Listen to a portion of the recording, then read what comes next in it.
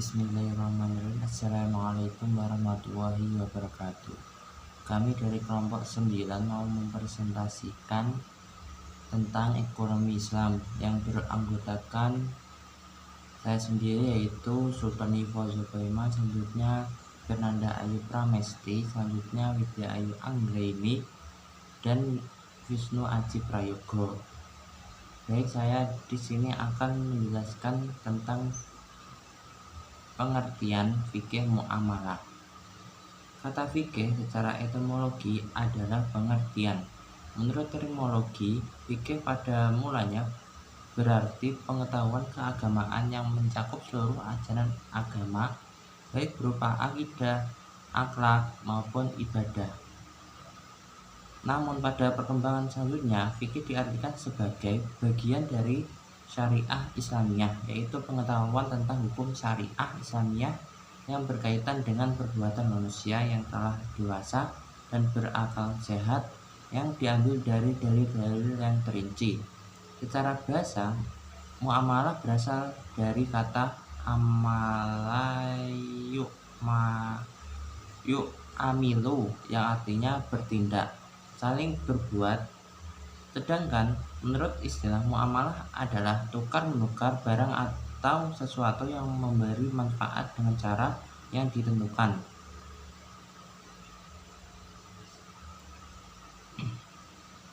Aturan agama yang mengatur hubungan antar sesama manusia dapat kita temukan dalam hukum Islam tentang perkawinan, perwalian, warisan, wasiat, hibah, perdagangan, perburuan, perkoperasian, dan lain-lain. Aturan agama yang mengatur hubungan antara manusia dan lingkungannya dapat kita temukan antara lain dalam hubungan Islam tentang makanan, minuman, mata pencarian, dan cara memperoleh rezeki dengan cara yang dihalalkan atau diharamkan. Firman Allah dalam surat An-Nahl ayat 89. Bismillahirrahmanirrahim. Wa yauma tab'asu fi kulli ummatin shahidun 'alaihim min anfusihim waji'na bika shahidan 'ala haula'i wa nazzalna 'alaikal kitab bi tibyanan kulli syai'in wa hudan wa rahmatan wa busyra lil muslimin, yang artinya, dan ingatlah akan hari atau ketika kami bangkitkan pada tiap-tiap umat seorang saksi atas mereka dari mereka sendiri, dan kami datangkan kamu atau Muhammad menjadi saksi atas seluruh umat manusia, dan kami tukarkan kepadamu Alkitab atau Al-Quran untuk menjelaskan segala sesuatu dan petunjuk serta rahmat dan kabar gembira bagi orang-orang yang berserah diri. Quran Surat An-Nahl ayat 89.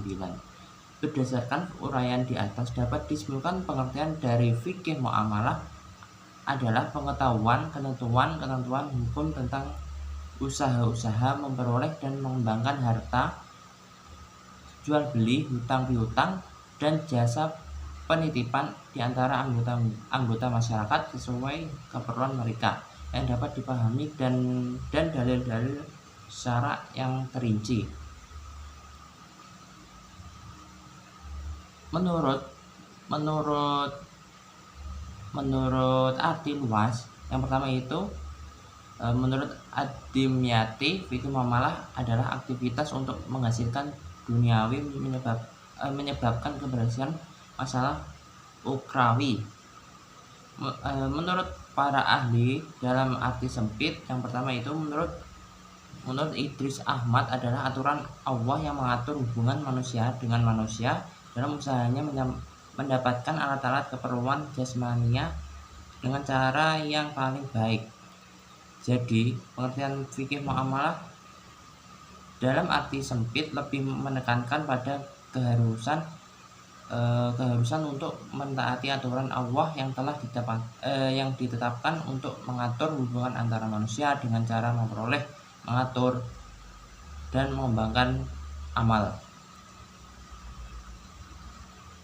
Jadi dapat penjelasan di atas dapat ditentukan bahwa fikih muamalah dapat diartikan dalam dua pengertian sebagai berikut. Yang pertama yaitu fikih muamalah dilihat dari sisi bahwa ia adalah sebuah kesatuan hukum dan aturan-aturan tentang hubungan antara sesama manusia dalam hal kebendaan untuk memenuhi kebutuhan hidup mereka.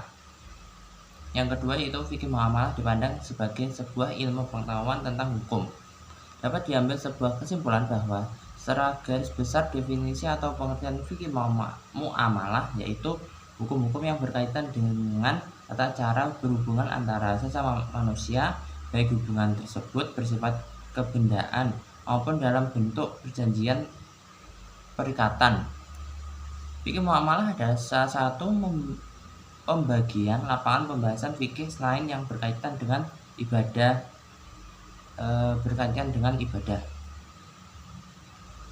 Sekian penjelasan dari saya. Selanjutnya akan dijelaskan dari rekan saya. Ini saya akan melanjutkan penjelasan dari rekan saya. Bab yang saya akan bahas di sini yaitu tentang macam-macam muamalah. Macam-macam muamalah sangat terdapat banyak jenis yang termasuk dalam ruang lingkup Islam, seperti dalam kitab fikih mengenai hak milik, harta, dan sebagainya. Berikut ini beberapa macam-macam muamalah menurut ekonomi Islam, yaitu macam-macam muamalah yang pertama yaitu adalah syirkah. Salah satu macam-macam muamalah syirkah dalam arti bahasa adalah kerjasama, kongsi, atau bersyarikat. Syirkah pada prakteknya dalam kegiatan ekonomi merupakan suatu usaha untuk menggabungkan sumber daya yang dimiliki untuk mencapai tujuan bersama. Sumber daya yang dimaksud bisa berupa modal uang, keahlian, bahan baku, jaringan kerja, dan dilakukan oleh dua orang lebih. Dalam ekonomi konvensional akad ini biasa disebut dengan joint venture. Selanjutnya ada mudorobah.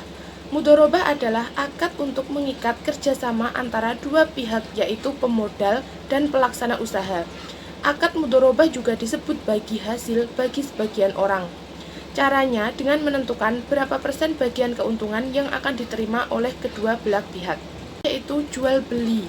Jual beli merupakan akad yang berlaku untuk mengikat penjual dan pembeli dengan adanya penyerahan kepemilikan antara pedagang dan pembeli itu sendiri. Kemudian, muamalah transaksi dengan pemberian kepercayaan. Maksud dari transaksi pemberian kepercayaan adalah akad atau suatu perjanjian mengenai penjaminan hutang atau penyelesaian dengan pemberian suatu kepercayaan. Selanjutnya yaitu ada titipan atau wadiah. Titipan atau wadiah adalah akad di mana seseorang menitipkan barang berharganya kepada seseorang yang ia percaya, dan juga seseorang itu memberikan biaya atas jasa simpanan yang ia lakukan. Pada akad ini, kita mendapati juga pada ekonomi konvensional semisal deposit box. Macam-macam muamalah terakhir yang saya sebutkan yaitu macam-macam muamalah transaksi pemberian atau perwakilan dalam transaksi itu sendiri atau wakalah. Transaksi ini berupa pemberian kekuasaan untuk menyelesaikan suatu transaksi tertentu, semisal seperti penyerahan rumah atau transaksi jual beli surat berharga yang dilakukan oleh manajer investasi yang dilakukan pada suatu bank kustodian. Penjelasan dari saya, materi berikutnya akan dijelaskan oleh rekan saya. Selanjutnya yaitu syirkah. Satu pengertian syirkah. Syirkah adalah akad kerjasama atau dua pihak atau lebih untuk suatu usaha tertentu, di mana masing-masing pihak memberikan kontribusi dana amal dengan kesepakatan bahwa keuangan dan resiko ditanggung bersama. Poin yang kedua yaitu dasar hukum syirkah berupa yang pertama Al-Quran, yang kedua hadis, yang ketiga ijma'. Yang ketiga rukun dan syarat syirkah. Rukun syirkah ada 3. 1. Akad ijab qabul disebut juga sigot.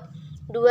Dua pihak yang berakad aqidani syaratnya harus memiliki kecakapan ahliyah melakukan tasyaruf. Yang ketiga objek akad disebut juga maqbud alaihi yang mencakup pekerjaan atau modal.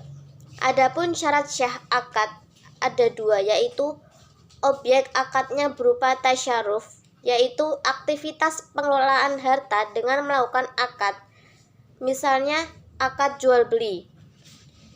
Yang kedua, objek akadnya dapat diwakilkan agar keuntungan syirkah menjadi hak bersama di antara para syarik mitra usaha.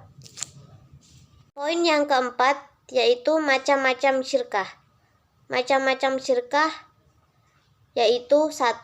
Syirkah inan, 2. Syirkah abdan, 3. Syirkah mudharabah, 4. Syirkah wujuh, 5. Syirkah mufawadah. Yang poin yang kelima yaitu berakhirnya syirkah. Latar belakang yang menyebabkan berakhirnya syirkah sebagaimana berikut. 1. Salah satu pihak membatalkannya meskipun tanpa persetujuan pihak yang lain. Yang kedua, salah satu pihak kehilangan kecakapan untuk mengolah harta. Yang ketiga, salah satu pihak meninggal dunia. Yang keempat, modal para anggota syirkah lenyap sebelum dibelanjakan atas nama syirkah. Baik, materi selanjutnya akan dilanjutkan oleh rekan saya. Saya akan melanjutkan pada pembahasan yang terakhir, yaitu mengenai jual beli. Jual beli dalam bahasa Arab dikenal dengan istilah al-bai', yang dapat diartikan sebagai pertukaran sesuatu dengan sesuatu yang lain. Secara terminologi, jual beli adalah suatu transaksi yang dilakukan oleh pihak penjual dengan pihak pembeli terhadap sesuatu barang dengan harga yang telah disepakati. Jual beli merupakan hal yang hukumnya mubah atau dibolehkan. Sebagaimana ungkapan Imam Asy-Syafi'i, dasarnya hukum jual beli itu seluruhnya adalah mubah, yaitu apabila dengan keridhaan dari kedua belah pihak, kecuali apabila jual beli itu dilarang oleh Rasulullah SAW, seperti halnya jual beli sesuatu yang haram.